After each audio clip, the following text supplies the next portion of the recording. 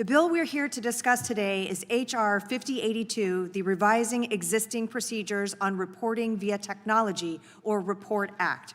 This is a strong bipartisan bill that provides additional tools to investigate and catch offenders of child sex abuse material, or CSAM.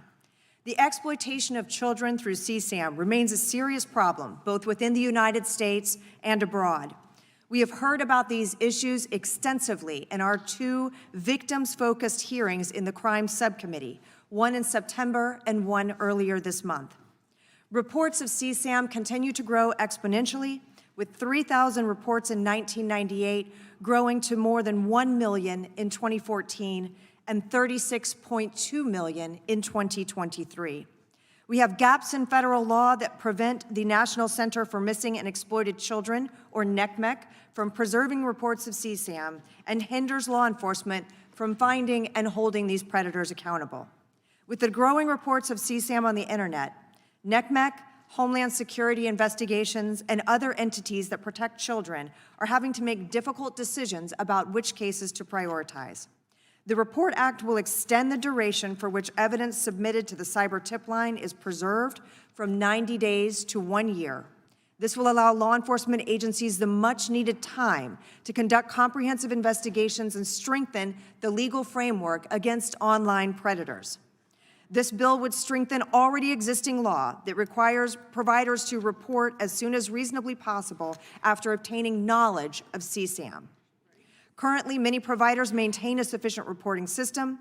The REPORT Act will ensure that companies who fail to meet these standards will be penalized for failure to repeatedly report exploitative content.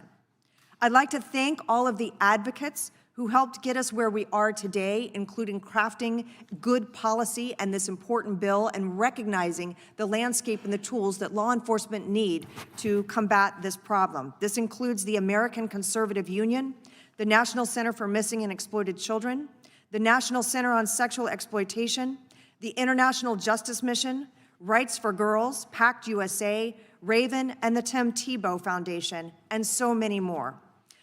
They all work tirelessly to protect and advocate on behalf of victims in both the United States and abroad. I'd also like to thank my numerous Republican colleagues who joined me in support of this bill, and my colleagues across the aisle for their support of this bill, including Representative Madeline Dean, Representative Lucy McBath, Representative Glenn Ivey, and others. Finally, the law enforcement officers who tirelessly work to protect children, including Homeland Security investigations and the Internet Crimes Against Children, or ICAC, task forces across the country.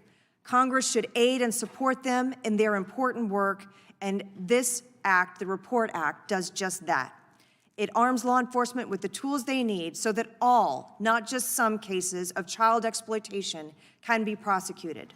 This legislation is crucial. It is supported by law enforcement, advocacy groups, and tech companies alike. It is bipartisan, it is common sense, and it is needed.